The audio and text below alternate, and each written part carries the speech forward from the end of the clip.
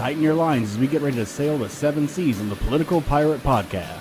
Join Captain Ted Yoho and the salty dog John Martin as they search far and wide for the greatest treasure of all, the truth. From local Florida news to nationwide stories and the globe beyond, we've got it all mapped out. Now here's your hosts, the salty dog John Martin and Captain Ted Yoho. Well, good morning and welcome everybody to the 3 Ps, the Political Pirate Podcast with your host, the old salty dog here, John Martin, and of course the captain of our ship, none other than Ted Yoho. Good Friday morning to you, sir. Good Friday morning to you, John, and you're wearing the appropriate shirt for two old guys, the dinosaur shirt. Yeah, got my dinosaur shirt on. From one of your beloved children. It was one of my wife, my daughter, and my granddaughter went out shopping, and this is what I got. So I'm taking it. I'm wearing it with pride. We're a dinosaur, people like us, and that's one of the reasons why I want to do this show is because we're in danger of going extinct, Ted. We sure are, but the dinosaurs left a legacy, and so shall we. Absolutely. Well, that's kind of what the theme, to a certain extent, of our show is going to be, because we need your support, ladies and gentlemen. Make the call Freddie. Look at the tagline that comes out there. We've been getting some calls, and we certainly appreciate it. Make that call. Help us old dinosaurs not go extinct, because I got to tell you, I'm not so worried. I mean, people come and go, and my time will come and go, but I don't want America's time to come and go, and that's what I'm really worried about. Rightly so. And I tell you what, the world is changing rapidly right now. And that's why it's so important to have people on here, not just young people, not just old people, but everybody that cares for this country, because this country is changing. And I think people will agree, the people I talk to, and certainly you do, that this country is changing faster than any time in our lifetime. And I just turned 71, so it's changing very rapidly. Absolutely. Well, the first theme I want to come up with is really a question, Ted. Just how far left is America going to go? Because every time you think, well, maybe that's it. Maybe we peaked. Maybe we've learned something. I mean, with the re-election, of Trump being from 45 to 47, you're thinking, something, well, maybe people woke up. But there's things happening right now that show me that I don't know that we are.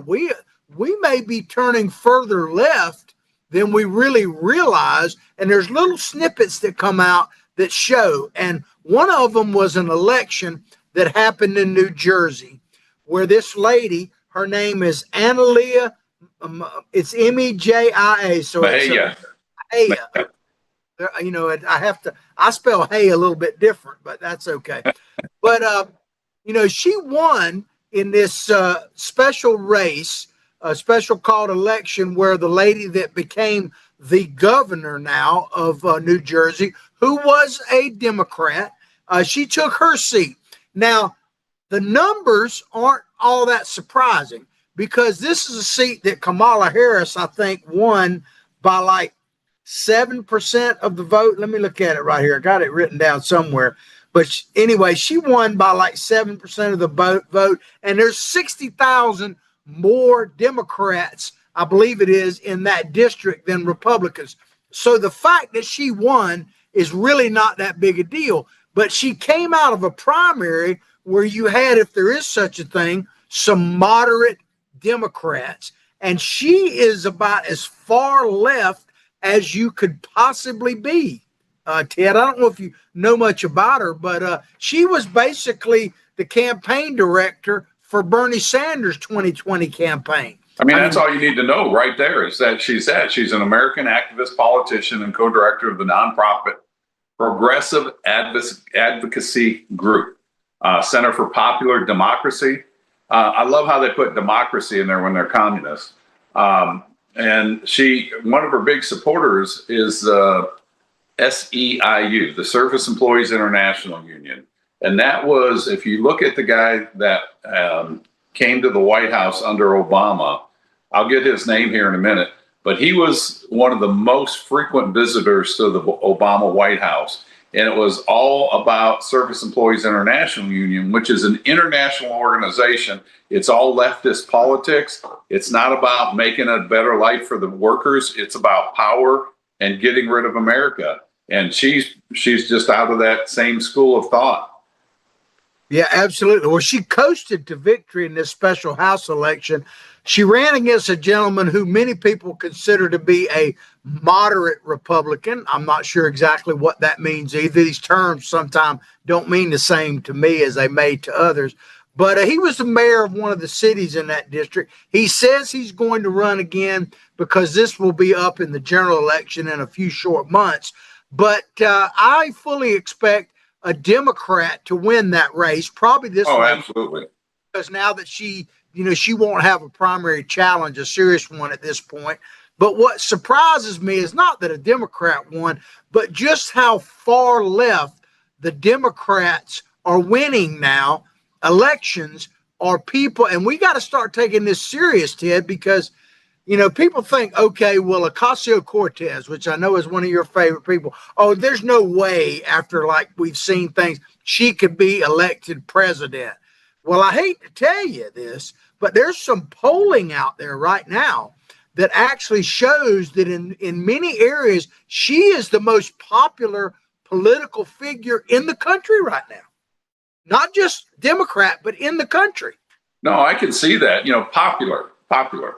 All right. Now, when it comes down to effectiveness and somebody that you want running your country, those polls can be designed any way you want to. And she is very popular, and she lets you know it, because when you walk down the halls of the office where her congressional office is, there's thousands of Post-its up there. And I don't know, that sounds to me like a fire hazard, or looks it. But she's popular. But does that mean she can govern? She doesn't know where Taiwan is. She doesn't know the importance of our policies, foreign policy. And, you get somebody like this Mejia that gets elected. She was the director of commercial workers, United Food and Commercial Workers. She served as the political director of the SEIU local. She ran Unite here in Chicago. I mean, don't need to say much more. She worked for Bob Menendez, vote director for incumbent Bob Menendez, who's in prison. I don't think he'll need a campaign director anymore. And the Working Families Party, and with Bernie Sanders. So you're right. How far left can the left go? They're going to keep getting these enclaves in these strong Democratic areas that are going to go further and further left. And I think when it comes to the general election, even the people that have hung on to the Democratic moniker as their party, I think they're going to say, you know what, enough of this garbage. We're going back. And let's just hope the American people will work up to that and remove these people from being in office. They're anti-American, and they always talk about the worker. We're for the worker. Well, so was Stalin and Lenin.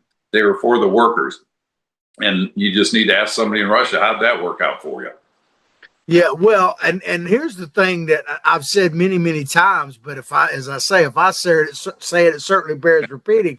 When they talk about Russia, Russia's remember what you said. Yeah, right. That's probably true. Russia's a great example. Yeah. And this is a warning I want to give to young people out there, because I was talking to some young people over the past week. Many of them supported Donald Trump. Now they're having second thoughts. They're not necessarily for Ocasio-Cortez or whatever, but they're very frustrated with the Republican Party. I get it. And some of them are progressive to a certain extent, more socialist and all that.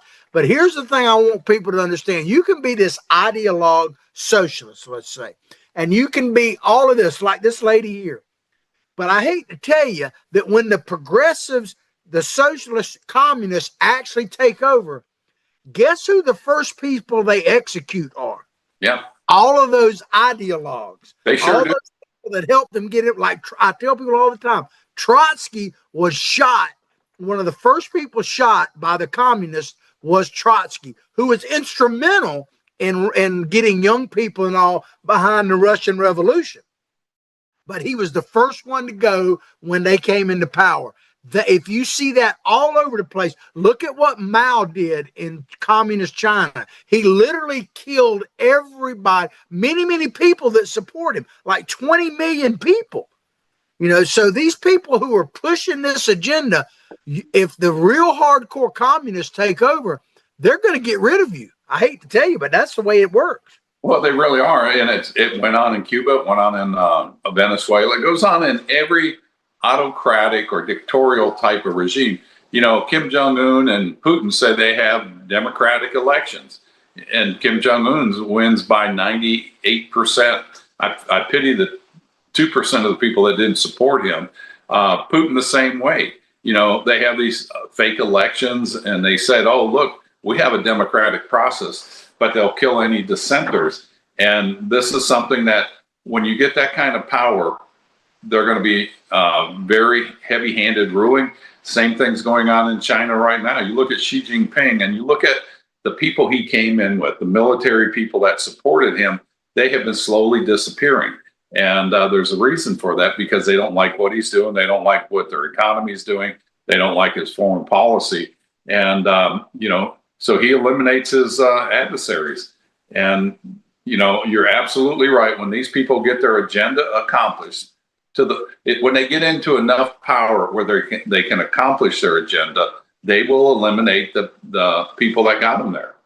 I mean, yeah, absolutely. Well, you mentioned North Korea. Well, in fact, they just had an election, I think about a month or two ago. And of course, the latest, always call it the latest Kim.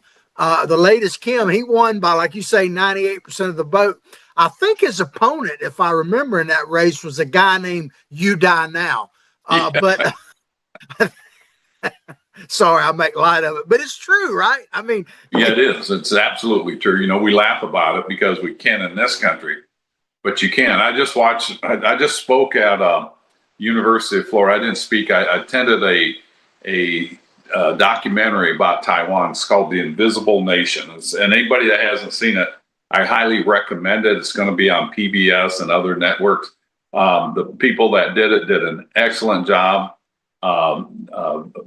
Vanessa and Ted Hope were the directors of that.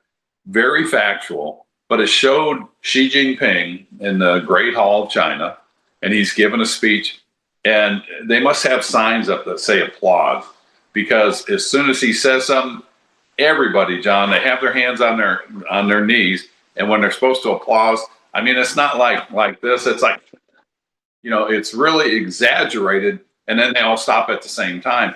And if you don't applaud loud enough and they catch you on film, and this is especially true in North Korea, you get a talking to.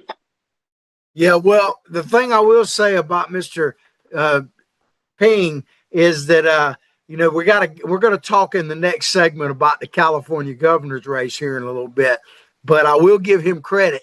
He might ought to run for governor of California, because he's the only guy I know that can clean the place up. Because when he came for a visit about a year ago, they cleaned everything up there, but so they won't clean it up for an American, but for him, they'll clean it up. They sure did. Yeah. But I want to read something here. How do you say her name? Mahia? Is that her name? That's the way I would say it.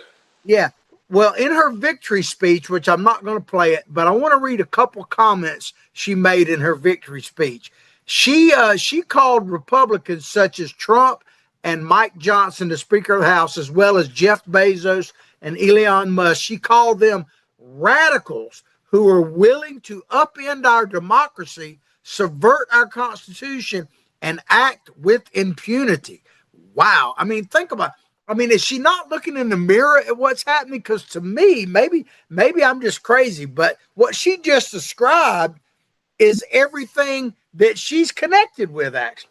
Well, that's typical. That's their game plan. That's their modus operandi, is tell you how evil and bad these people are, the threat on democracy, subverting our Constitution. In the meantime, they're doing the same thing. It's the sleight of hand trick, Hey, watch this over here while I do this over here. Obama was great at this. The Democrats are great at this. They always talk about the subversion of our Constitution. I love it.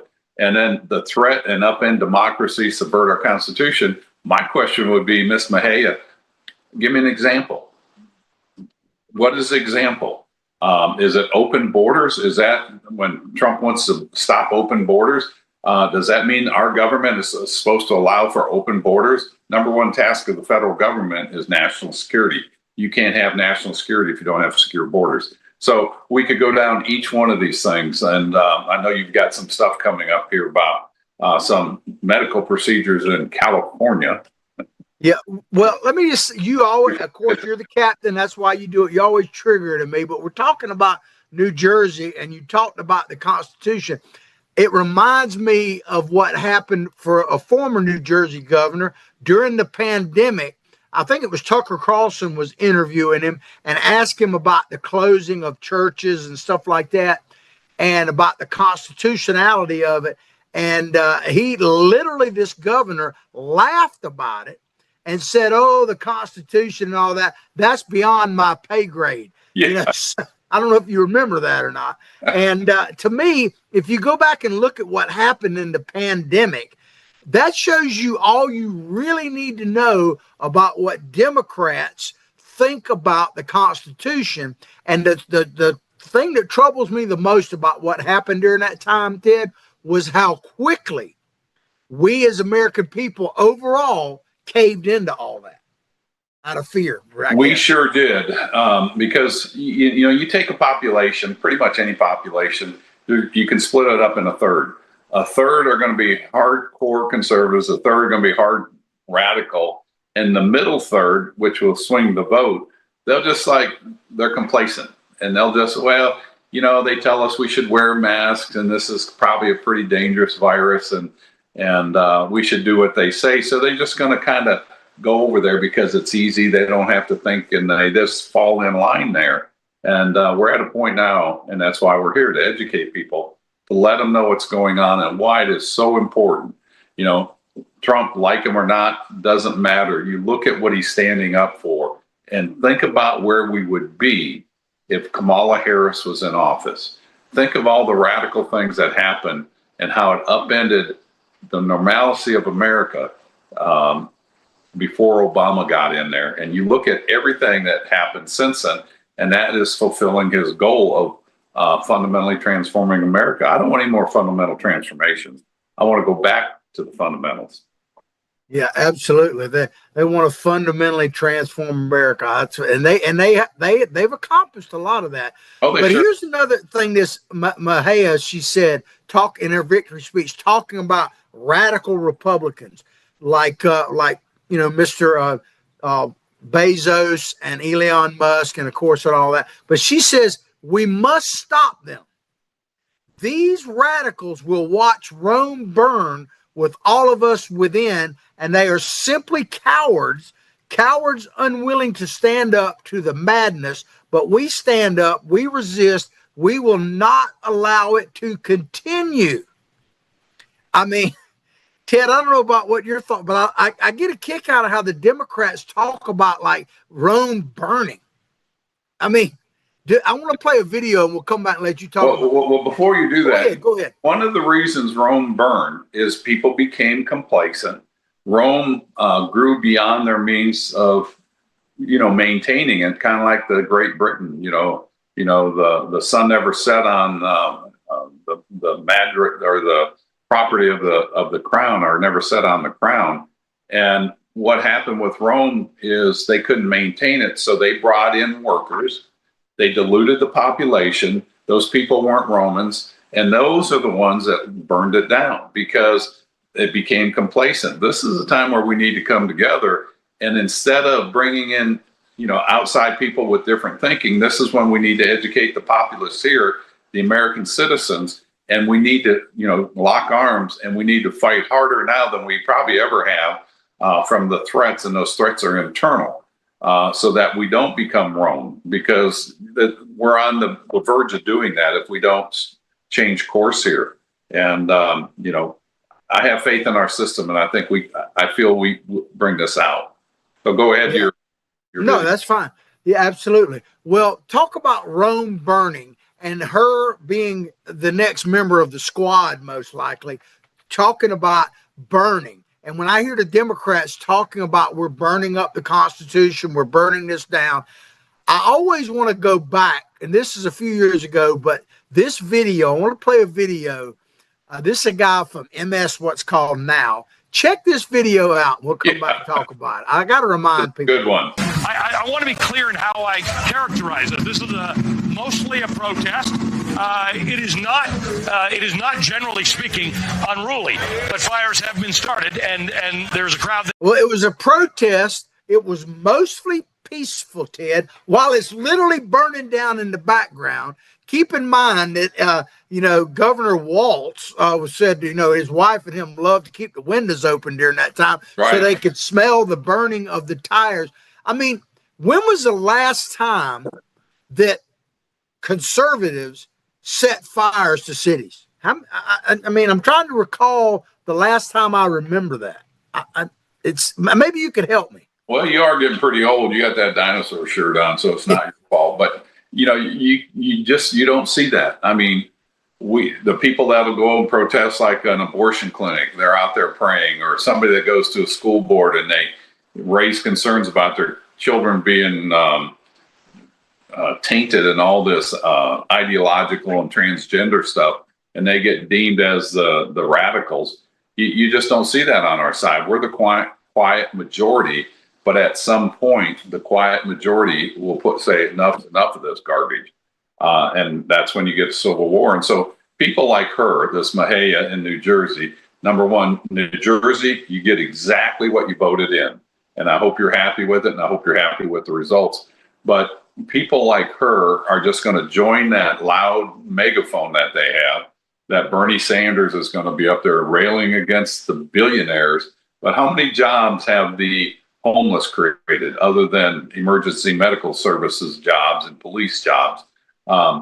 It's these people that are entrepreneurs. They go out there, they start off with nothing, and they work within a system. And the thing that I get excited about, John, you and I, even at our age, we can take advantage of what we have here in America that we haven't. And you look at Colonel Sanders, he didn't franchise that until his late 60s, I think, Kentucky Fried Chicken. And, that's opportunity. And what they're offering is a race to the bottom. They want everybody to be mediocre. Nobody shines. Nobody stands out above the crowd, because if you do, you've taken advantage of somebody. And that's the kind of garbage they're selling. And the sad thing is there's so many people that will vote for these people to keep them in office or put them in office. And at some point, you're going to tear the paper apart or tear the country apart to a point where this one side is going to say no more, and that's where you get your civil war. Absolutely. But Miss Mahia, she said in her victory speech, talking about people like Elon Musk, she said, but we stand up, we resist, we will not allow it to continue. And I guess she's talking about something like this next video, because she's saying this kind of stuff can't continue when we have radicals like Elon Musk. Do we have that video teed up? 3, 2, 1, booster ignition, and lift off. The crew of Artemis 2 now bound for the moon. The Integrity AMT high. The most powerful rocket NASA has ever launched. Houston Integrity, great view. Humanity's next great voyage begins. Let's go. Engines lit. I mean, Ted, right there, that shows you what entrepreneurs, what these radicals, think they can do. Go to space, all this kind of stuff. Elon Musk was the darling of the left until he made the cardinal sin of actually supporting Donald Trump. And then all of a sudden he became, enemy number one. I mean, are these the type people she's talking about stopping? When that video played, when I watched that Artemis, you did a good job on the notes. When I watched that, I just got this welling up inside of pride of being an American, because that's what America does. That's if we focus and get rid of all that chatter about how bad America is and how we've taken advantage of the working class or the poor people. And I was in that class. I still feel myself in that class. How we've taken advantage of that instead of focusing on let's come together as Americans. We can do these things. we should be looking at that. We should be looking at the next invention, the next energy source invention. There's so much more we could do instead of tearing down the system that's created the Artemis 2 and, that next phase in space journey and humanity. And I just don't see how people want to circle around people like that and prop them up and put them in office when it's tearing down the very system that's created this. You look at, I know we're going to go into Lebanon and some of the stuff going on around the world. I get news feeds from all sources from Afghanistan, and you look at what's going on in these countries. We don't have a clue. We don't have a clue of how fortunate we are in this country. Not to have to worry about sirens going off or bombs coming in or, routine terrorist attacks. And these people want to take that system away. I just don't understand it. Yeah, absolutely. Well, there was a video, and I'm not going to play it, but you can look it up. It's it's cute, but at the same time, it's got a little vulgar comment on it. But it was CNN, I think, during the Artemis. I think it was right before it took off, and they were down there interviewing people, interviewing them, and they interviewed this young kid who had all this, like a hat with space medallions and stuff on it, and he had to be no more than 13. Yeah. And CNN this actually gives me hope, because CNN asked him, well, why are you so excited to be here, young man? I don't know if you saw that. No, and he put the microphone to the kid, and the kid said, we're going back to the effing moon. What do you mean, why am I excited to be here? And that's what he told. And the guy's like, but that's it, right? That gives me hope. A kid like that's excited. We're going back to the moon. That's really more important than even going back to the moon, to energize the young people and be excited to be the next Elon Musk. Well, that's right. And these people like Mahia in New Jersey and the AOCs and, that whole liberal progressive crowd, they want to destroy that. They don't want you to do that. And it's the analogy of the crabs in the bucket. You throw a bunch of crabs in the bucket, that one that has a vision and he's inspired to do something different, he gets crawling to the top. And when he gets up there, the other ones pull him down. Like, how dare you think you're different than us? You need to be in this bottom of this bucket and suffer like the rest of us. That's really the way I see that left liberal progressiveness.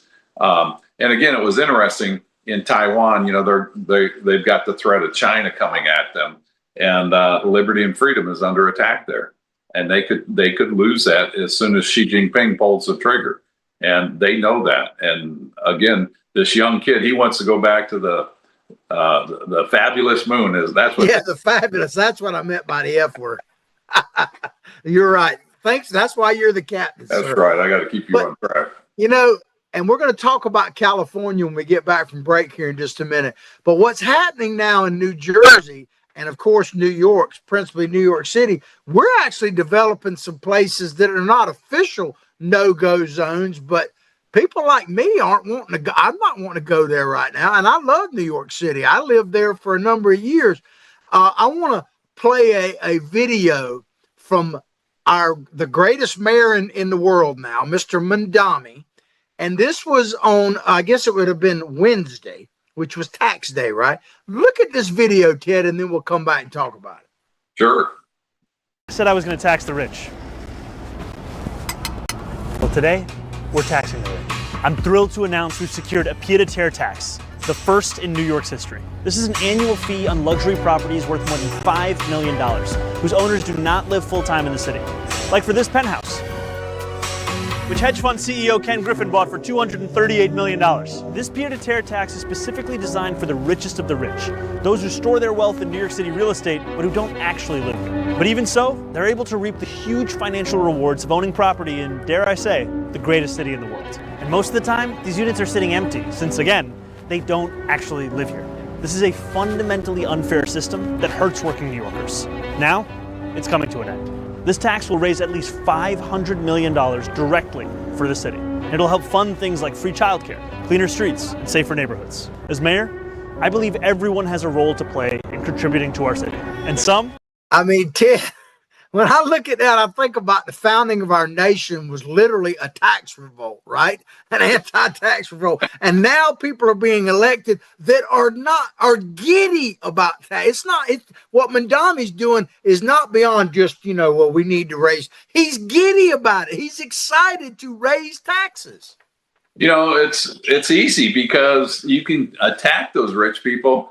They're part-time residents. I've got several homes and I'm in them sometimes I'm not. They're investment properties. And so they're a small portion of the population. So yeah, let's go after them. They won't miss it. But it goes beyond that. They're going after somebody because they've succeeded. And and this is where, you go back to Mitt Romney. You remember there was an interview and a guy goes, "You've made a lot of money, haven't you?" And he kind of was shameful of it. He goes, "Yeah, I'm pretty well off." Instead of saying, "You know what, you dang right I did. And we worked our tails off. And that's what I can bring to the table. I can inspire people and show them how to do that." And that's what Madami is not doing.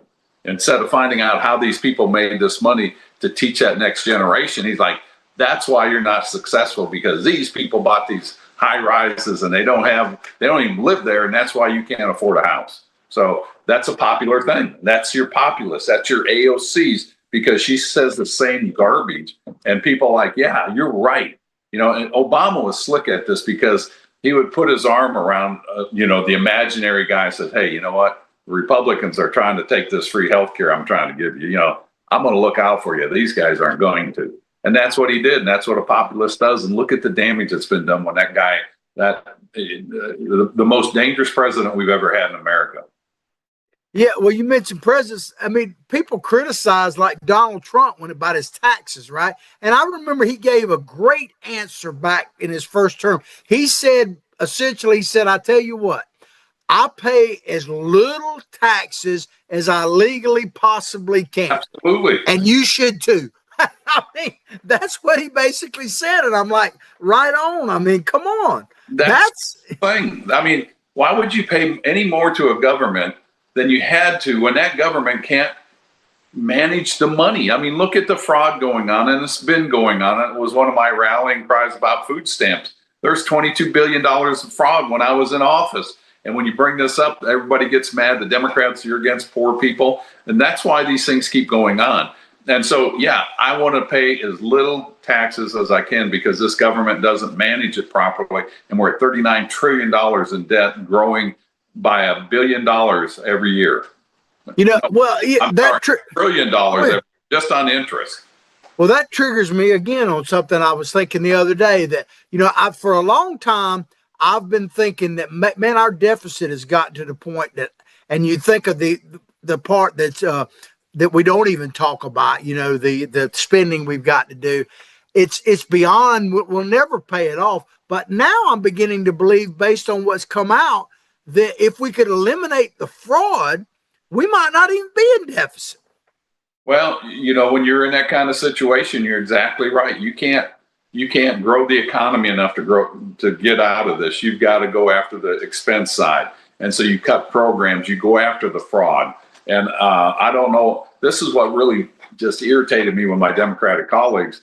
They wouldn't go after the fraud. I mean, fraud is fraud, wrong is wrong. And why can't, I just couldn't understand why you don't understand that, because it's the messaging. And it goes back to that guy that was a Democrat pollster. He goes, "We don't care if we're right on the policy. We just want to win." And that's all about winning. What he cared about. It's about power and being in office. And that right there, Ted, what you just said is what scares me about our country being lost to the left, because there are quite a few Democrats, they're not as vocal as some, that I think are more moderate and are more centrist and are scared of some of the things that the left is espousing, even Democratic leaders and stuff. But they want to win more than anything else. So they'll put all that aside just to win. They'd rather be on the Titanic as it's sinking than not on it at all. Only if they didn't have to pay, if it was free. Yeah, absolutely. Well, just on a side note, and we're going to go to break here after this, Mandami also announced just a couple of days ago that he is going to open the first free grocery store in New York City, and the estimated cost to open it is $30 million. So I guess the left works. I want to see what food selections they have in there. Are they going to have a lot of sugary foods, high processed food, or is it all going to be health food? Is it going to be Robert Kennedy making the menu, or I want to see what it is, and I want to see how much shoplifting. I guess it's free, so there's no shoplifting, right? Yeah, well, to be fair, Ted, you and I talk about the good old days in America and stuff like that and trying to get back to fundamentals. Apparently, the left, like Mandami, even though he probably doesn't know, they're nostalgic for the good old days as well. This is what they want to see. This picture up here showing food lines, bread lines to get. So apparently they're nostalgic because we've been there, done that, and got the T-shirt. And we don't. Let me comment on that picture because that sparked something in me. You did good on that. Look at the people in that line. Look at the decorum. Look at the pride they had in themselves. To go to a food line, which number one, if you've got to go to a food line as a person, and I can relate to this, when we were on food stamps, I felt like a loser. I couldn't provide. We were only 19. We just had gotten married. But the shame of being there, but you carried yourself with pride because you know what? I'm thankful there's a government program that could help us out. We were only on it for about 6 weeks, if that. And you look at the people in that line compared to the people in lines today. They're sitting there with an attitude today, like I've got, woe is me, and they're on their cell phone and they're doing all that, and they're bitching, moaning, and complaining about how bad life is in America as they get their free stuff. These people there were thankful there was a food line to go to. Absolutely. That's how much the mindset and the culture has changed. No doubt about it. My wife says all the time that the problem in America right now is there is no shame anymore. There isn't. She tells me that all the time. No one has any shame. Well, it's a shame, but we need to take a commercial break, and we'll be right back. But make that call Freddie, because it's people like you out there that are going to help us keep this message to educate, motivate, and activate people. Ted, take us to break. No, we're really counting on you people to get this word out. Spread our message. Like us. Just let people know this is out there and what we're doing, what we're trying to accomplish. Educate, motivate, and activate people, and we'll see you after the break. Hi there, this is Coach Steve Spurrier, and I want to let you know that by popular demand, Spurrier's Gridiron Grill's delicious brunch is now served in a premium buffet. You have spoken, we have listened, and we're now serving Gainesville's only elevated buffet, complete with an omelet station, ginger sage chicken sausage, shredded short rib, plus you can enjoy bottomless mimosas and Bloody Marys. So join us every Saturday and Sunday from 11 to 3 for the best brunch in town. And we're back to the 3 Ps, the Political Pirate Podcast, with your host here, John Martin, and the captain of our ship, as always, Mr. Ted Yoho. Well, Ted, when we went to break, we were talking about just how far left the country is going to go. And I thought we'd gone about as far as we can, but apparently not as much as we probably will. And I want to read a little bit from a Washington Examiner story about the California governor's race, because there's been a lot happening out there. But the headline here, Democrats govern California into the ground. Now they can't field a candidate. They're having trouble getting good, solid candidates, and we'll elaborate that on a minute. But I want to read this little part, and I'll turn it back to you, Ted. It says, even when President Donald Trump won the Electoral College and the popular vote in 2024, Kamala Harris still won California by over 3.2 million votes. So you wonder, are they waking up or are they woke up? I bet that's a new kind of slogan of mine. Are we going to wake up or are we going to just woke up? But think about that. She won by over 3 million votes in California. As terrible as it is out there, it kind of doesn't give you a whole lot of hope for California. And really, in a way, I hate to say it, but a lot of things don't give me a lot of hope for the United States in general, although I still have it. Yeah, I mean, these are enclaves, and they're popular enclaves. And so people, they gravitate to those kind of areas. And They've just got the wrong thinking out there when you come to mainstream America. And it's so evident. There's so many people leaving there. I've got relatives that live out there. They love California. They hate the politics. They hate the environment they're in, but they love the state. And I think that's where you're going to see people get to a point where enough's enough, and they're going to stand up. And this election for governor will be real interesting, because one of their main people on the Democrat side is Tom Steyer. Guess what he is? Number one. One of the billionaires? Yeah, he's a billionaire, and he's 2 years younger than me, so he's only 69. He's a capitalist. He's the founder of Farallon Capital, a San Francisco-based hedge fund. Give me a break. I mean, that's as capitalist as you can be. But it goes on. He's a Progressive Political Action Committee member. He's big into climate solutions, climate change. And he wants to bring the Democratic Party further left. He's one of the biggest donors to the Democrat progressive parties and those type of people. So California, you elect him, and it'll be Gavin Newsom's policies on steroids, along with some Bernie Sanders. And Ted, the thing that has kind of shaken up the California race is, of course, Swalwell having to drop out. And since we did our last show, he's actually resigned from Congress. But according to polling, if the race was held today, a 2026 race was held today, the leader would be Stephen Hilton, who is a immigrant from England and is running for governor. He used to be on Fox News all the time, was a correspondent there, had his own show.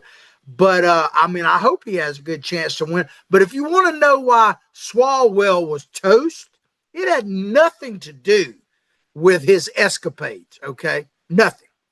It had to do with he wasn't playing the role they needed, and they might lose California because of it. That's why he's gone. Yeah, when you see Pelosi coming out, she and Swalwell, they were lockstep. They both just loved each other. But for her to come out and say he needs to step down, the matriarch of California and liberal progressivism in our nation and that state, and she tells him to step down, it was all politics, is what it was. If that smear campaign didn't come out, if that wasn't known, it had been known all these years, but it didn't come out until they knew that he was no longer, get this, and I want the progressive left to understand that he became useless as a mindless puppet for the liberal progressives. So they got rid of him. He is, and you said this many times, he is the very textbook definition of a useful idiot. He sure is. There's no doubt. And here's something I want to say. This will be controversial, but people need to hear me out before they judge me. I don't feel sorry for him at all. Believe me, I don't. And I want him to be prosecuted and all that. But in a way, if you think about it, he's been accused of drugging these women. It sounds like it's probably true. We'll see. He'll have his day in court, I guess. But in a way, he was roofied by people like exactly. Like the Speaker of the House, Pelosi, and stuff like that, because they gave him dope in a way of power. This guy has never been effective anywhere in actually doing a dadgum thing at all.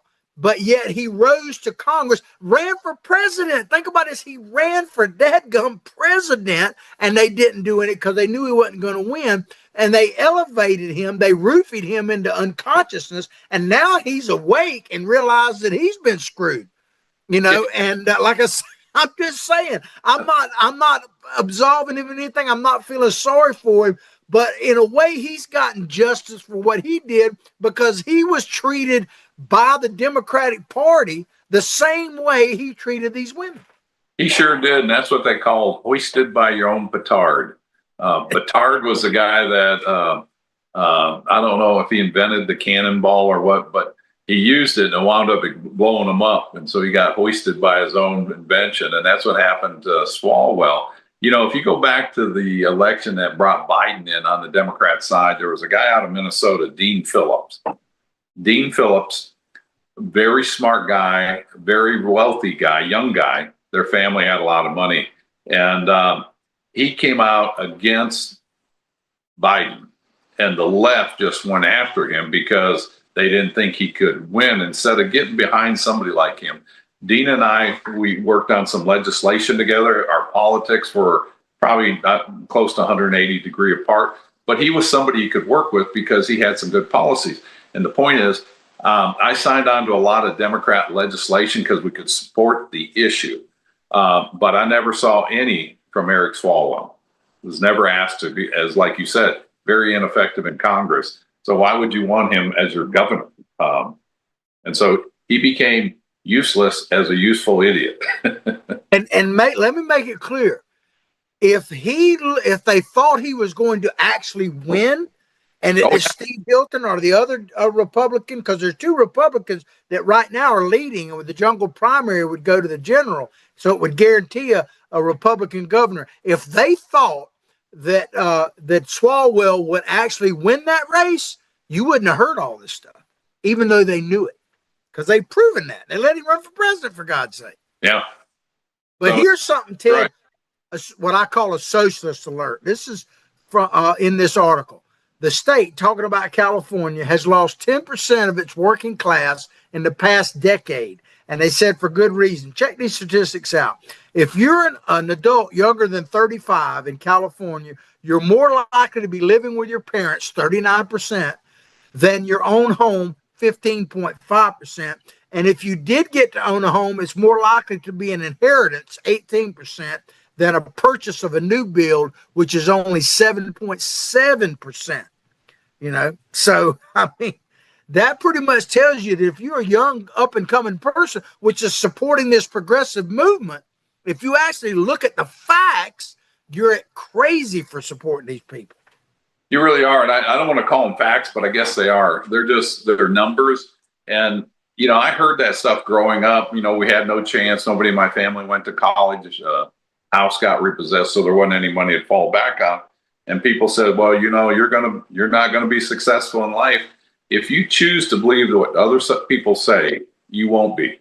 But if you believe in opportunity that this country provides, the sky's the limit. Whatever you dream, you can achieve if you're willing to work it. And it just pains me that you see these Democrats and the progressives saying, you can't get ahead in this nation. It's racist. It's suppressive. The white patriarch keeps you down. They don't want you to succeed, but they're going to take advantage of your labor and they're going to get wealthy. You're not. Well, that's it's just the wrong thinking. Instead of saying, like Will Smith in that movie, man, what do you do? How do you do it? I want to do it.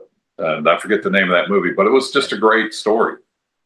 Well, it reminds me of something in a way Thomas Edison famously said. He was asked one time, because he admitted that he had over 10,000 experiments that didn't work in inventing, because he invented probably more than anybody, kind of thing. And they asked him, how did it feel to fail 10,000 times? Right. And he literally said, well, I didn't fail 10,000 times. I just found 10,000 ways that didn't work. That's the winning attitude. And that's why Artemis is up in the sky and had a successful mission. People didn't want to hear no. They wanted to hear yes. How do we do it? Let's make it work. But we're talking about fraud and everything else. I want to play a video now that basically, to me, shows just how insane California is, which is the leftist capital of the United States. And this is coming to a place near you, from Mondawmin in New York to obviously New Jersey now and all of that kind of stuff. I want to play this video. This is an illegal transgender immigrant who, well, I think the video speaks for itself. Let's play it and we'll come back and talk. California? Your taxpayer dollars were going to plastic surgery implants? Well, if you live in California, Gavin's spending it on boob jobs for immigrants. Meet Jacqueline, a homeless migrant from Mexico who spoke to journalists at the Manhattan Institute. So here in California, they gave you the breast implant here? Yes. Free? Yeah. Wow. Yeah. Congratulations. Yeah. Do you feel like that's a good benefit for other migrants here in California? Yeah, even though you're undocumented, you can get it. Even if you're undocumented. I see. So taxpayer dollars are going to... Ted, I'll leave it up to you to comment on that. You're the captain. It's your turn. Some things just they speak for themselves, man. It's just unbelievable. But I wonder, so now we're talking about Steyer, this billionaire. Of course, he's got the money being a front runner. They're trying to do anything to keep the Republicans out. And remember this video. We're going to play this video. This is a few months old. But I wonder if this lady is going to make a comeback. Miss Horta. And I think you served with her, did you not, Ted? Yeah, she's a furry. She was walking around in a tiger suit, not like Catwoman, in the House chambers. If we got that video, let's play it. Yeah. There we go. So I'm on the Oversight Committee, you might know, and that is where we did a study recently this fall in September.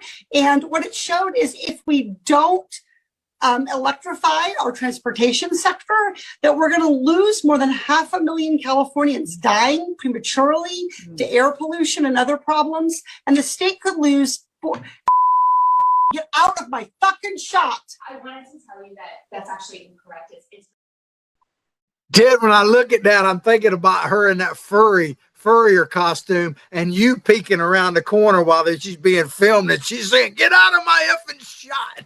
Yeah, exactly. But again, you look at her policies, she's not going to just support what Gavin Newsom did or didn't do. She's going to go further left.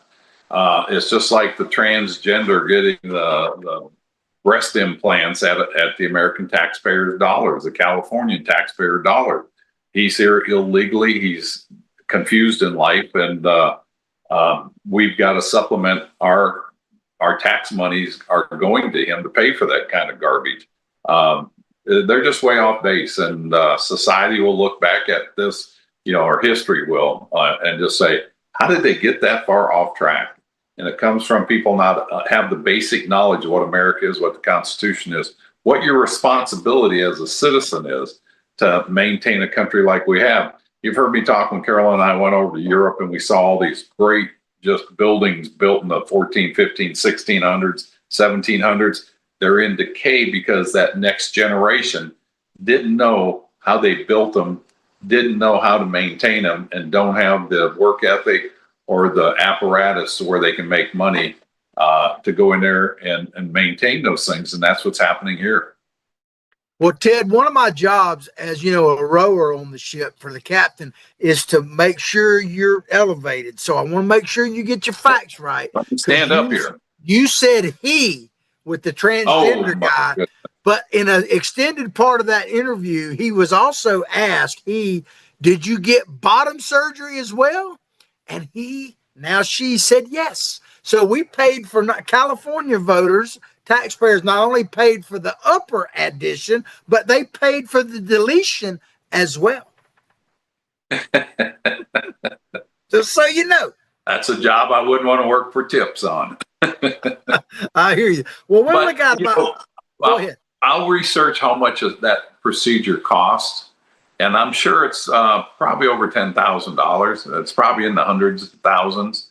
And, for somebody that is here illegally, it's not a life-saving procedure, although some on the left would argue that is, because that person was... I got an idea about that. Don't you have relatives in California? I do. So when you come up with that information, I know it's past tax time, but some of them might have filed for an extension. Send them that information and see if they can't get a tax deduction. I'll have to do that. They've paid in taxes for that surgery. But what goes on in New York goes on here in Florida and some of these liberal enclaves like Broward County and parts of Miami and other areas, Gainesville, Alachua County. I hear you. Well, we only got a few minutes left in the show, but I want to kind of cover a couple of quick topics here. An Iran update, if you will. It looks like the blockade, love it, hate it, or whatever, is actually working. And it is pretty much a genius stroke, I think, by the Donald. And what are your thoughts about the blockade? And now NATO is talking about leaving us out of the planning, of course, but coming in and basically doing the same thing if we move out. I don't know if you've heard that or not. Yeah, I have. And, this was a bold move by President Trump. and he's been criticized. But I think this is really a smart strategic thing because they're threatening to close the Straits of Hormuz. And it's like, seriously, you're going to close it? Let me show you what we're going to do. I've got a phone going off here, so let me turn it off. So let me show you what we're going to do there, ex-Ayatollahs. And we're going to close it, and we're going to say who can go in and who can't, and you have no say in that. I think this was a brilliant move by him, and I think you're going to see these other countries come to that, especially China's putting pressure on Iran to back off, and so is Russia, because that disrupts about 80% of China's energy. They can't function without that. The European Union can't. So this is a smart thing for them to do. And if you've got a second, this is something I talked about when Trump went in there. We're going after Iran because they've got a nuclear weapon and they're saying that they're going to use this. Well, guess what? And I talked about how Kim Jong-un's got to be thinking, am I going to be next? And so Kim Jong-un is pushing for rapid advances with the country's main nuclear sites showing increased activity. So he's not going to sit around and be idle. The thing with him is he willing to do a nuclear war? It's going to be a game changer around the world for sure. Yeah, well, I posted something on our Facebook page. It's a graphic. It shows you've seen all this about the traffic going through the Strait of Hormuz before and now and off that. There's a new strait that might come into play called the Straits of Florida. Because right. if you look at the amount of traffic coming into the Gulf of America now, and a lot of them are heading to ports where we have refineries, we could end up being the new leader in oil in the world. And that would be something beyond belief, but it is literally happening. Well, that's something I've always promoted. That's like, we've got the energy. We should be the main exporters. Get away from the political politics over there in the Middle East. I mean, we're tired of that. I mean, it's been going on our whole lifetime, John. Since the Ayatollah, came to power and the Shah fell back in the 70s. And, we should control that. That should not be a commodity that goes up and down when a Middle East dictator, has a hemorrhoid or, an upset stomach or heartburn. They change the price of gas and it affects everything in the economy. And I think this is a smart move to do that. And I would think that environmentalists would be happy because of the price of gas. They wanted $5, $10, $15 a gallon. And look at all the ships not transiting, so they're not polluting the earth. So they should be happy about this and rally around President Trump. Yeah, we just need more windmills, I guess. But, one quick thing, and we'll have to end the show. For sure. We'll let you close out on it. Because this is going to be a pretty interesting weekend coming into our Monday show about what happens with Iran. But there's a little piece in the news, and it's not little, it's big. It's not getting too much publicity. But for the first time in over 40 years, Israel is talking with the Lebanese government, and there is a chance that Lebanon might join the Abrams Accords. And if we can't get too deep into it right now, but Lebanon really doesn't like Hezbollah, but they haven't been able to do anything about it. And basically, Hezbollah has been the Iranian army in Lebanon. Really, that's in effect what it is. So if that plays out the way it's going right now, I mean, we could have a very different Middle East in a positive way in the next few weeks. That really is. That's getting at the root of the problem. Hezbollah is the problem. They're the ones that are the super anti-Israel. They won't talk to Israelis. They don't want them at the table. They don't want them to exist in the planet. And they're funded by Iran. And if you get Hezbollah out of the way, hopefully the peace accords can go on there. And it would be a great thing if they joined the Abraham Peace Accord. That was probably one of the most significant things that Trump has done in foreign policy. So that's a great thing there.